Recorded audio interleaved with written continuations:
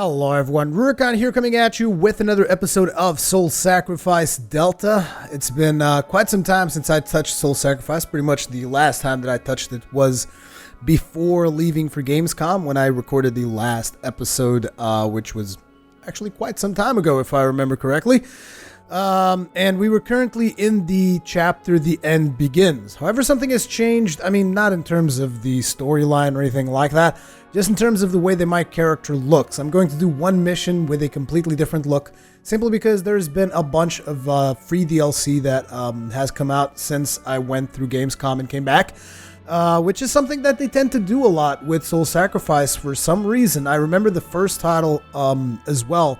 They released a lot, and I do mean a lot of free DLC. So there's a bunch of content that we still need to go through, including, I believe there's a couple of new boss fights even in there too. Or is it just Raymond's? I don't know, but there was definitely a couple of new outfits and whatnot.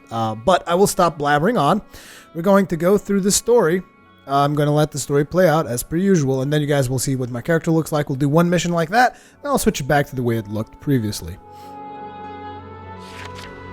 I was surprised as well, came Terwin's voice from behind me.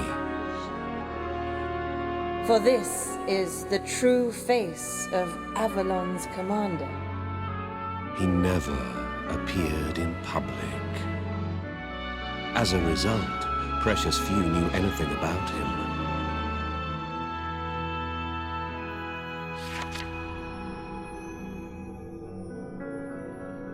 To most, he was more legend than living man.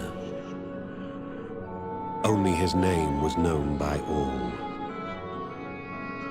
How you've grown, my little one. I told him a second time that I was not his grandchild. Was this the luminary guiding Avalon? No matter. He'll still suffice for a hostage till he coughs up the Ars Magica.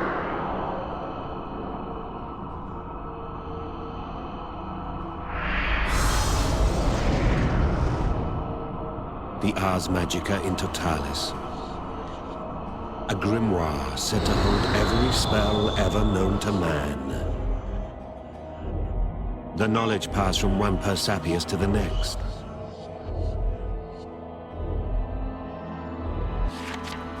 We have need of a spell to halt time for all the world. It was then the whistling came. Arrows rained from behind. Avalon's assassins had arrived. Or rather, I had brought them. 'Twas folly to think they wouldn't tail a prime suspect like myself. Personal battle. Defeat your enemy and live on. Vesh. Assuming that Vesh is going to be a sorcerer, which means we're going to have to do a lot of fast movement stuff, as we tend to do when we have to deal with sorcerers. So I'm going to have to go arm myself. And you guys will notice that my character has quite a different look to her now, doesn't she? I mean, for starters, it used to be a male character, but this is one of the DLC that they've done, and since I really enjoyed Gravity Rush, I thought I would do at least one mission as Cat, and then we will go back to our other suit, because I actually like my other suit better for playing Soul Sacrifice, but for the purpose of kind of like honoring Gravity Rush for the amazing title that it was, I figured, what the hell, let's go for it. Anyways, for whatever reason, we have the Assassin's Wingtip, which is something that I wouldn't really use against another sorcerer. So we're going to go ahead and replace that with the regular wings that just give you super fast speed and stuff. What the hell is it with all this black stuff? Oh, it's because I'm probably using too much morph magic or something. Or maybe I'm using too much fire. No, too much fire doesn't really make that much sense. Oh wow, I had forgotten how many offerings I have. It's just like, it's insane. So let's get the Falcon Feather, which is my preferred means of evasion. We can use this and this. This is fine. Red Night Glass. Awaken the magic of the Wraith as malicious flames, burning foes. Don't really know what that means. Yeah, we can do fire. Should be fine. I think it should be fine. It's been a while since I played, so it's probably not going to be that fine. So let's get started. Let's see what this mage got. The assassin denounced me as a traitor. Mistakenly, he believed that I betrayed them for Grimm, which in reality we kind of did. He will not listen to my excuses. Eternal recursion, a prophecy that says when the world dies, it is born anew. The Grimm followers have come to believe in this endless future.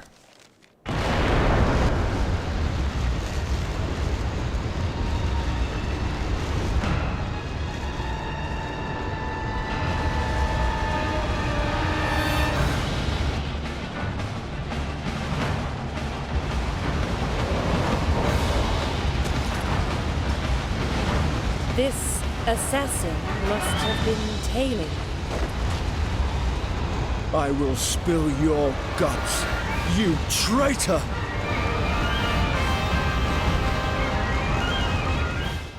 You seem a little bit frustrated there, buddy. So, let's start by getting our quick movement. Oh wow, she is wrecking his face. Of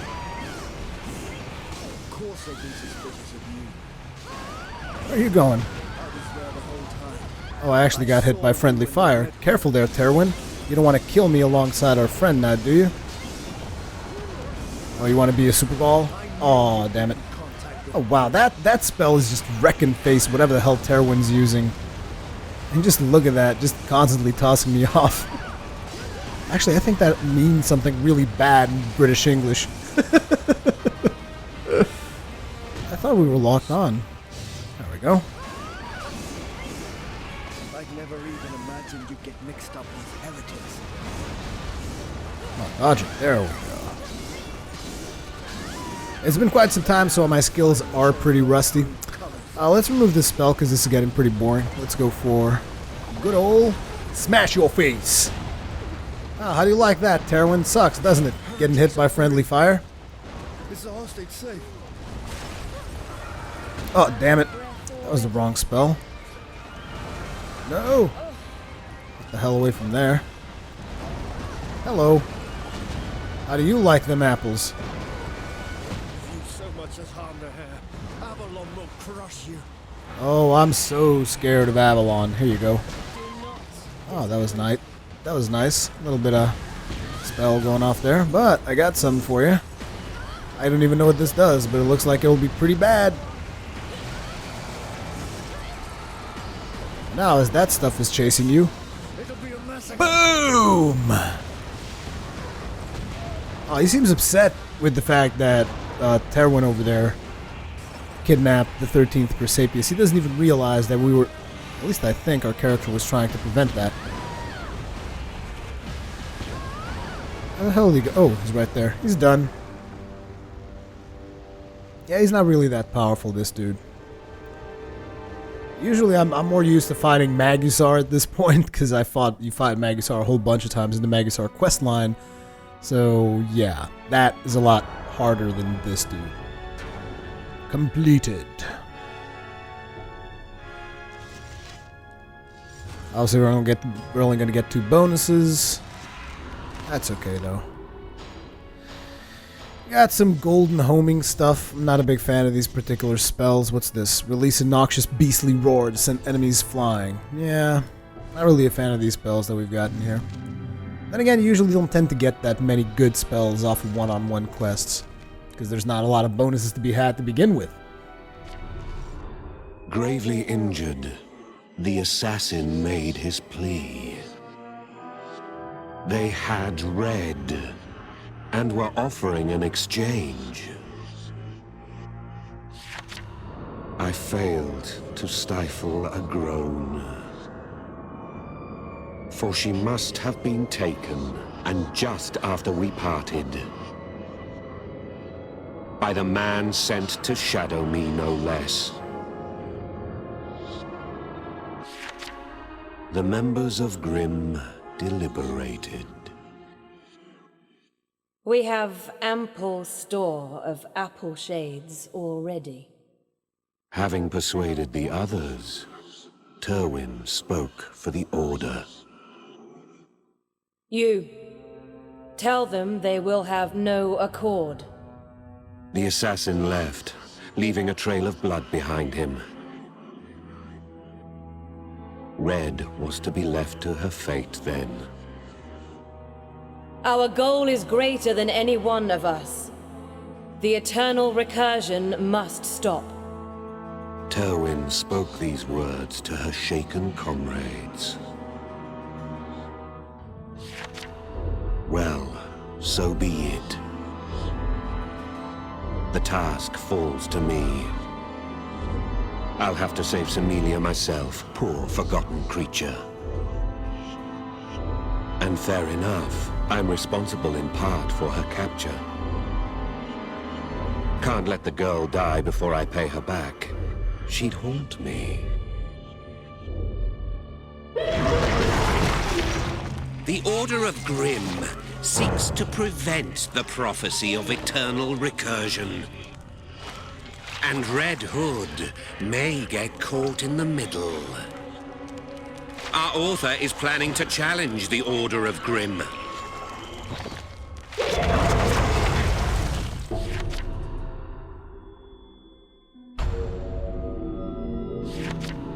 I clenched my fists, determined. Turin must have noticed and turned her shut-eyed stare on me. Her stories painted you as cleverer than that. Red was to be executed. I was still suspected by Avalon. Only one solution could solve both problems. Steal back Persepius. You're a strange one, eh? I had felt no presence there. By the time I had noticed him, he stood at my side. Close your eyes, he said, and the ground began to shake. A sudden gale blew.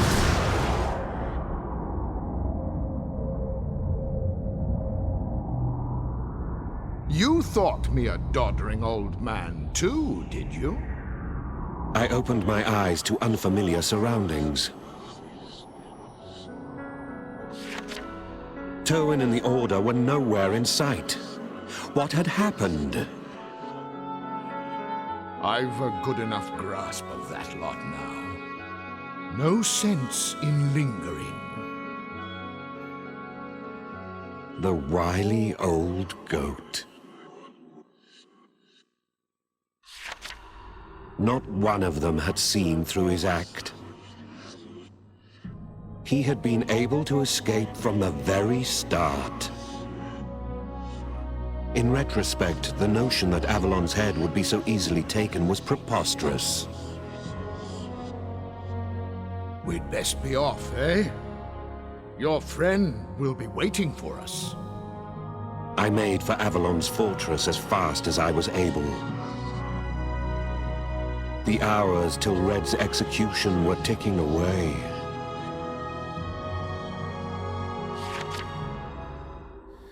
Extermination pack, calling all sorcerers exterminate these monsters. Chimera. I don't think I've ever fought this particular monster. Let's have a look at the lore. It looks like a copy paste almost of the Three Little Pigs. So let's take a look at Chimera's lore and see if we can figure out what makes it tick real fast. No red text, come on. Holy crap. The beast carries a varied armory. The lion armor summons fire, the snake shield venom, and the goat mace lightning. Strike using magic that is effective against these elements. Oh wow. So essentially we would have to take frost, fire, and stone. The warrior his father had wanted. The beast, the perfect warrior, only becomes more powerful the more you hunt him down. Gain the advantage by keeping out of reach of his sweeping attacks. So essentially, we will have to do fire, ice, and stone.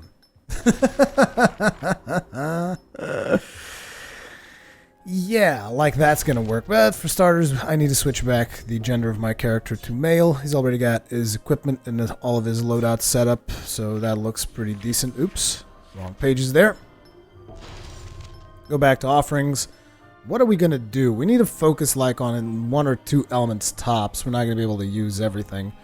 So it is stone, ice, and fire. Damn it, if only we had lightning too. We could at least like make a combo off of this.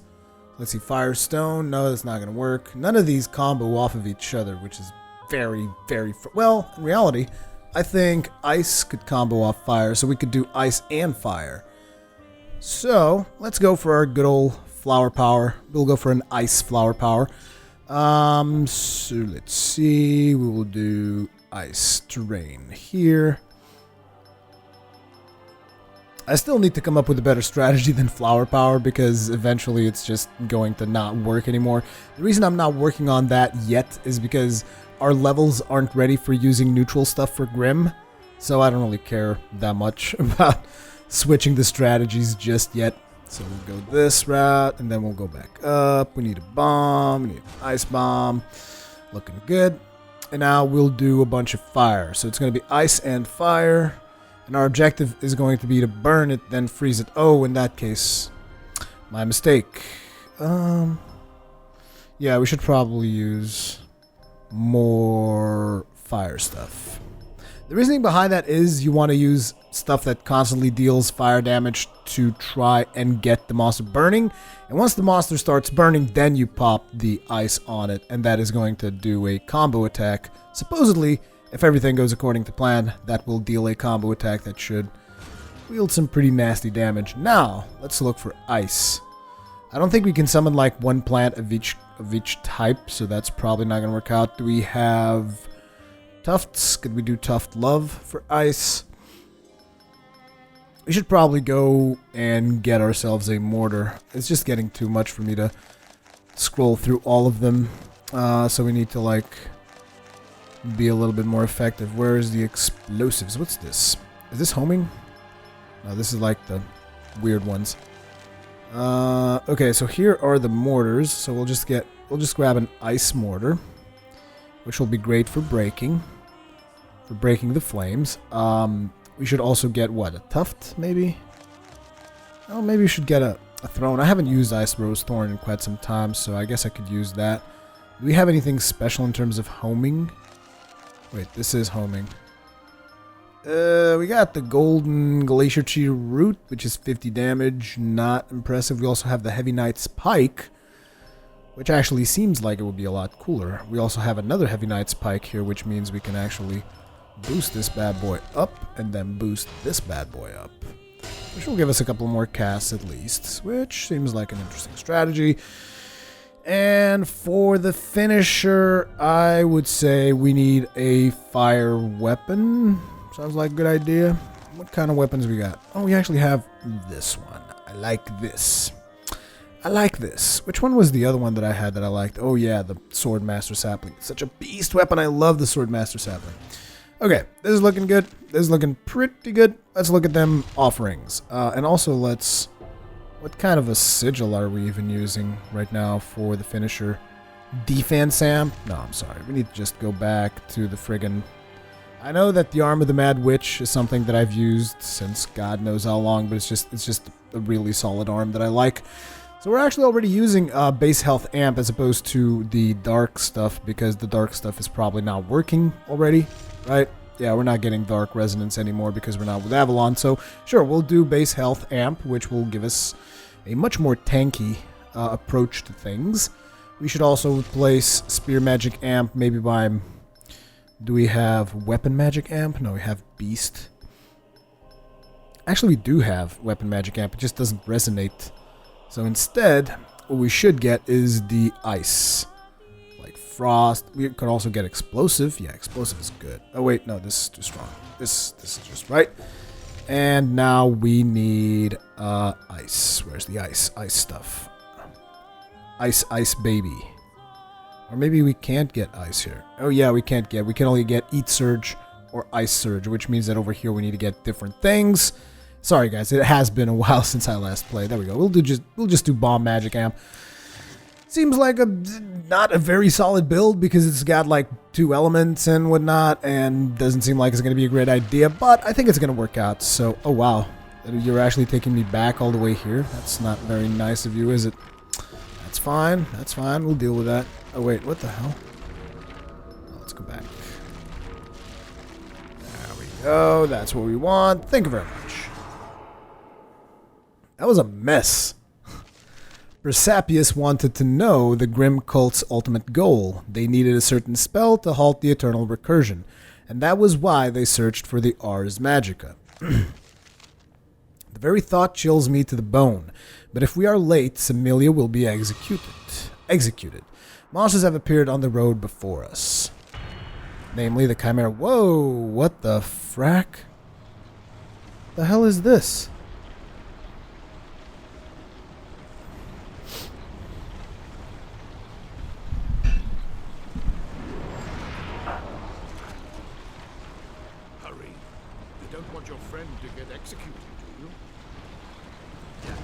Holy crap, the 13th Bersapius is a badass.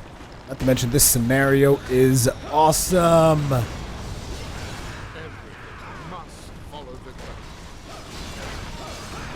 Sorry dude, but I'm a part of Grim now, so I don't really care about your stupid code. I leave everything up to fate. Oh wow, these dudes are gonna do poison damage on us. That kind of sucks. We'll be fine though. We'll survive. Fate. What else we got? Of course, I had to destroy my weapon. Oh, there he is. Wait, okay.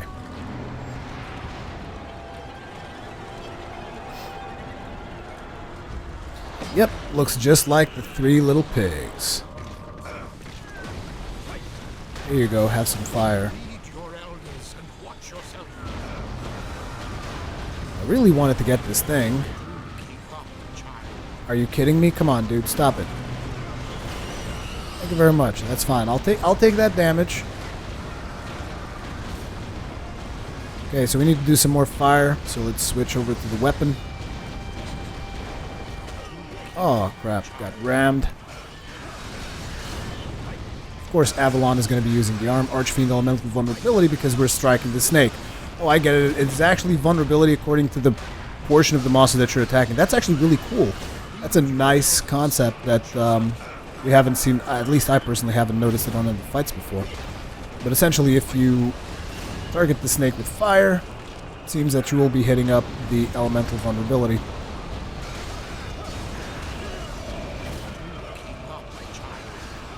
Could really use some faster dodges because this dude is a beast. Here you go. Have some of that. Oh, damn it, I missed it. Ooh, poisonous spiders. Evil poisonous spiders of doom. You don't want that. Let's grab this, excuse me. Ooh, that's perfect. Wait a second, what the hell is going on? Oh, there we go. Oh, crap. That was right in time. Another fate. You can tell that I haven't played for a while because I'm just over-focusing on actually, you know, fating monsters and whatnot. Which is something that I wasn't doing as much previously. Not to mention I forgot before pulling out my weapon to make another flower power, so there's that as well. Totally just slacking off here. But hey, at least we're getting that snake real good. I'm assuming that, yep, he's got the same weak spots, the same cursed parts even as the 3 little pigs. So it's going to be his shield, his weapon, and his face. So which one would be the one that's affected by ice? I think it's going to be his face, most likely. So the only element we're missing is stone for the weapon. Which is not that bad. I mean, sure, we probably won't be able to break the weapon. It's not the end of the world. Let's look at that energy. Wow, he's already on yellow, actually. That's because we're attacking him with elemental vulnerability. I'm not hesitating. I really just wanted to set him on fire. The game's just not letting me. Very well, let's go for another flower power, which is something I really should have done already. Now let's make some fire beneath his ass. Oh, come on. There we go. That's what we're looking for.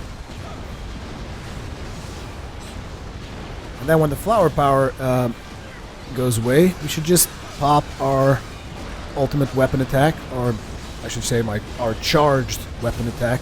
Destroyed cursed part, bitch! That's right, okay, flower power seems to be gone, so time for the ultimate attack on the weapon. Come on, give it. He's got to be close to being, like, fully burnt. So let's keep pushing that. Oh, let's actually give him some mines right on top of him. So that he actually takes additional damage on top of the damage he's already taken from the flower. Boom. And boom. Oh, I just made another flower by mistake. I just wanted to keep on, like, doing all kinds of nasty attacks on him. Switch back to this. Still haven't used ice because I was really hoping I could set the bastard ablaze. It's just not happening. Oh, come on. Switch, heal. Oops, I was about to switch back from support, but it automatically takes you out of the support selection screen. Come on, give it, give it! Come on, what you got, Chimera? Show me what you got. You're being really predictable so far. Okay, flower power's gone. We need a nice little sword combo here. And here it comes, right there. Right there. Oh, come on. Bastard. We're actually a little bit low on casts. Gotta check his energy again. Okay, we're not gonna go for the burn anymore, because I want to start using ice to see if I can deal some damage to his face. Oh, I was about to get that. Bastard. Whoa.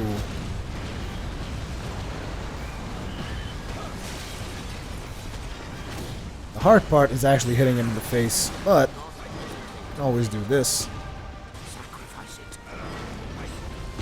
What the hell is that? I hope that's from the Persepius. Let's go for some fate. We need to recover some of our things. Okay, we're looking good. Another flower power there. I would really love to burn the crap out of him, but he is just not igniting. That's fine. We'll put his ass on ice then. Put your ass on ice, Chimera. Back here. What the hell? Oh, friendly knockdown damage. Not really damage, just knockdown. Damn it.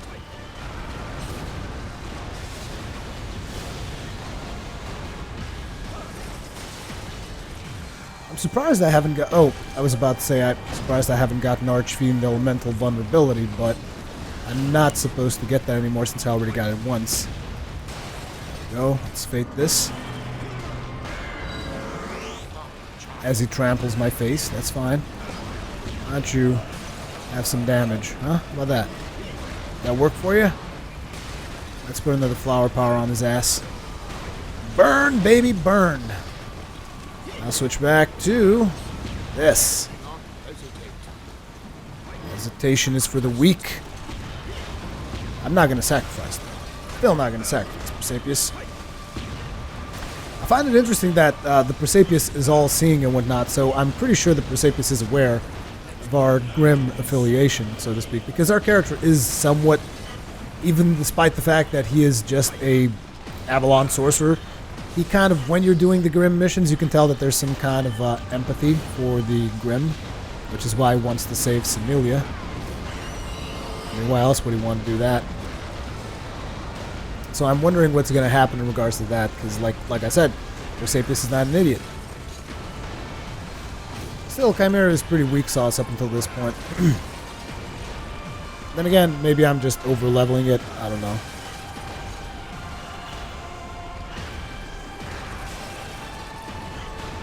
I'm wondering what the hell is this thing chasing? This spider in the back? Would be cool if I couldn't set it on fire and then I'd be able to, like, freeze it. Whoa. Lightning. That's cool. I'll just hide it here. I'll light in sight. And then just blast you with some more ice. Ice, ice, baby. Doom, doom, doom, doom, doom, doom, doom, doom. Oh, you're on the ground? I guess we'll just unleash a blizzard on your ass. Boosh. Boosh. I should aim further low, but it's like this thing resets every time. And he's down. Like I said, not really a big challenge, but a pretty cool boss fight. I like the mechanic of you having different vulnerabilities on different sections of his body, even though obviously it makes for a more challenging boss fight. Hey man, what's up? You cool? Surprised I didn't have to make use of any of those offering recovery things. But then again, I did do a lot of fate during this quest, so he's gonna get sacrificed because Persepius wants to sacrifice, but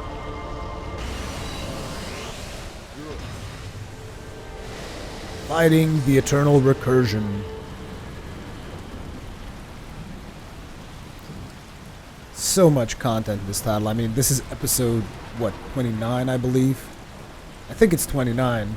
Not 100% sure, because I didn't check the previous episode, but there's just so much content in this title, because, like, even when we're done with this storyline, there's still more quests in Sanctuarium, there's still more quests in Avalon, and there's still some of the special packs. I want to show you guys the more special packs, like the cross-game packs, like the stuff that comes from Tokiden and whatnot, because I think that's going to be pretty cool. And I should probably look for those on Tokiden as well, because there's... Oh, War Beast Whiskers. Awaken the magic of the Chimera to summon a fire-breathing lion. Oh, baby! Summons! I love summons. I've been doing some experiments with summons, that's why I'm saying I love them. Well, let's see what comes next in the story.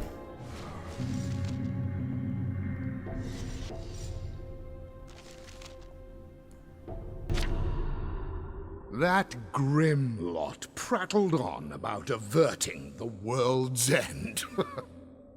He laughed that he wouldn't give the Ars Magica to a dubious cult, even if it were possible.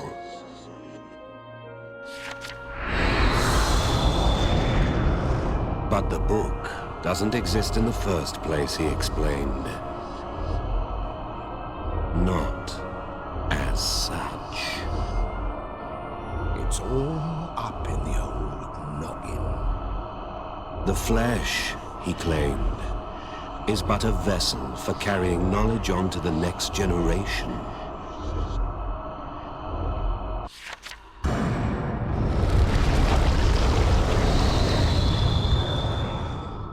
When accepting the mantle, each new Persepius sacrifices his predecessor.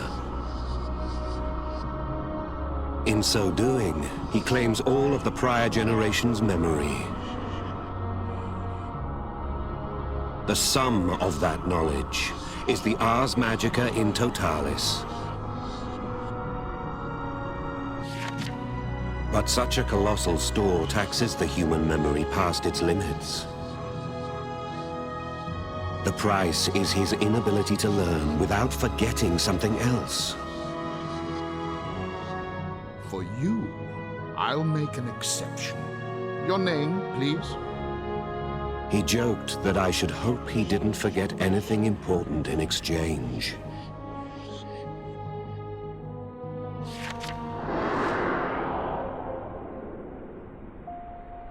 It had been hours since I'd seen him back to Avalon's stronghold. On his command, Semelia had been safely released. I was tasked with her escort back to Grimm. I told her we were even now. Not by a long shot, Spot. She replied. Just the same, a smile of relief played on her face. Well, I wish I knew what to say at times like these. She'd never had cause to thank anyone before, she mumbled. Come to think of it, I still don't know your name. I gave my reply, and she stopped, cold. The smile on her face disappeared completely. You would think I just heralded the end of the world.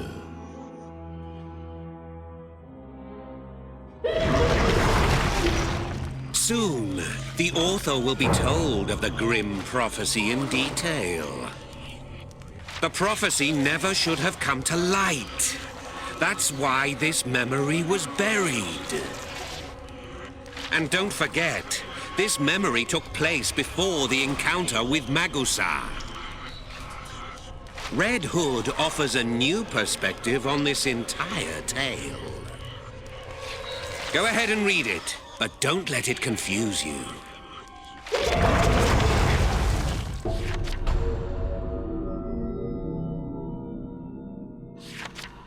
It was the first I'd heard of Grimm's prophecy in detail. I was left in disbelief. How was my fate related to talk of the world's end? It was some days later I first met Magusar and we began our travels. It was just as Grimm had foreseen. Throughout my journey, I received periodic correspondence from Red. One letter in particular stands out in my memory. Have you ever paused to wonder how many times we lived out these lives before? Eternal recursion. The world's come and gone and been made new again. The fact that you exist at all proves his every word beyond doubt. And if he foresaw your coming, then surely. But even before I learnt of this cycle that binds us, I knew this world is, at its core, unfair. I was born to the Red Hood line, a bloodline cursed, even by our fellow druids. Heretical even to heretics. I was always alone. There were times I cursed my fate, my blood. But I would echo these words within my heart, and courage would always come. This is where my story begins. I know you. I know your name well. There is none more sacred to the members of the Order. I expect you find it hard to believe that only your words can echo on, beyond the world's destruction and rebirth. But they did. The words that gave me strength were yours. This is where your story begins, you said. I was so happy. Happy to meet the one who had given me those words of salvation. Geoffrey Lebon. If the words you left hold true, you will learn better than any just how cruel this world can be. But please, remember this. The words you left behind hold the seeds of hope. I pray that you will offer them to the next world in turn. Even if the world comes crumbling down around you, remember this. My scattered memories are coming back. The world repeats itself. Most of the events written upon my pages have recurred countless times. Even our imprisonment has played out before, time after countless times. At some point, there was a deviation, an event that had not transpired before. That was Grimm's prophecy, and it was passed on to the next world. After countless iterations of reality, it was the one historical fluctuation.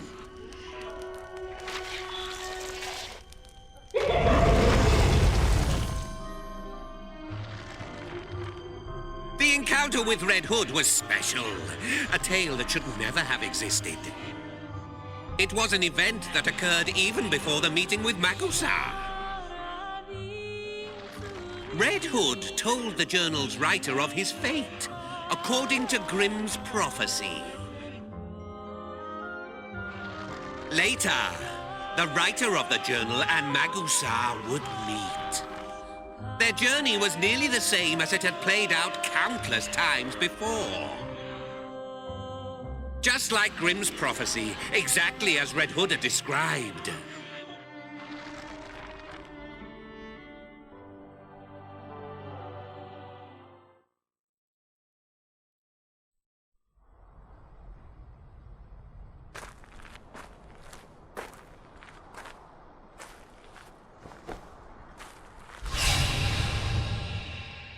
Only with one notable difference.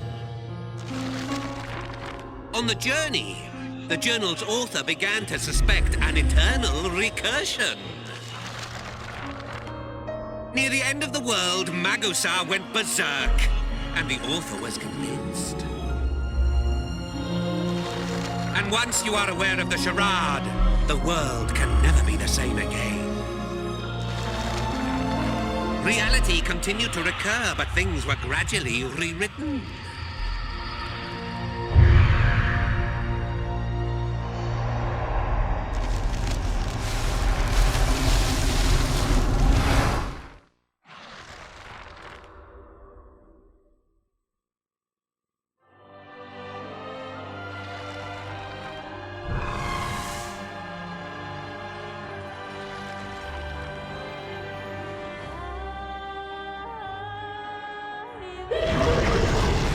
There are multiple conclusions to the journey with Magusar. Next, we will see a deviation from this recurrence. A unique tale, the first ever. Holy crap, that was a lot of information.